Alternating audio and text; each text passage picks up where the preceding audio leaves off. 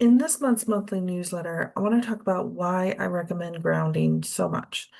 I recommend it to all of my clients. It's one of the first things I recommend when they come see me. And if I haven't recommended it to you yet, it's probably because you haven't had a session with me, which you should take care of and book one. So, grounding is one of these things that we hear a lot about, but I want to kind of explain why it's so important and offer a couple different ways that we can actually achieve the effects of grounding. So, first of all, grounding is something that supports the nervous system. And anytime we can support the nervous system, we are creating that environment where we can better protect our health. Now, we're talking immune system, digestive system, mental health, emotional well-being, the whole gamut. Even inflammation can benefit from this. So your nervous system particularly is touching things all day long.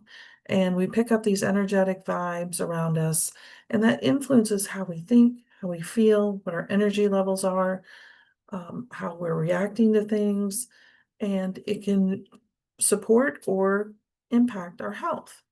Simple as that. Now, when you ground, what you're actually doing is resetting the nervous system.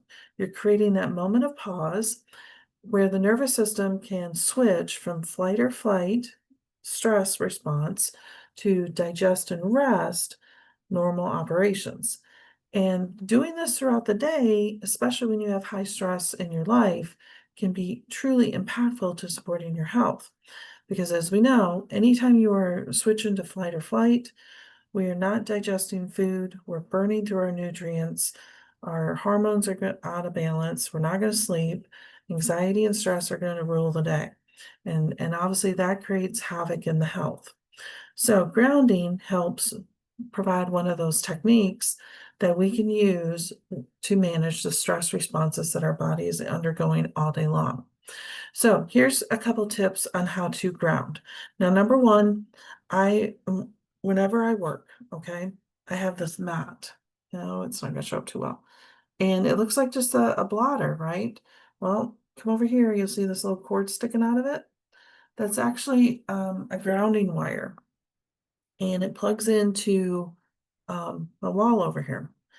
And what this is it's a grounding mat. And you can put it on the floor. I happen to keep mine on the desk, but you can stand on this thing. But when I'm working, when I'm typing, it's actually touching this part of my arms. Okay. And what that does is create that grounding effect as I'm working.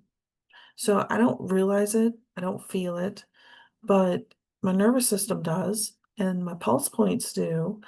And it really does help to reduce the anxiety and the stress response that my body's feeling as I'm working. And I don't know there's a lot of places you can get stressed, but I think work is one of the top ones, right? So I love this mat, and it's not that expensive. You can actually get it off of my website. Now, and I have grounding other products too, like grounding sheets and grounding shoes and other things out there as well. But I really love this mat, and I think it's an important tool, especially if you're working at a desk or you're looking for that in-home grounding tool to support you. Now, the other way you can ground, and this one is completely free, go outside. And the best time to do it is first thing in the morning when that sun's shining, like it is right now. You go outside with your cup of coffee, sit on that porch, just let the sun touch you, okay? We can reset that nervous system through the sunshine, through the connection that we feel, through just the warmth. Spend a few minutes in prayer. It is a fantastic way to start your day.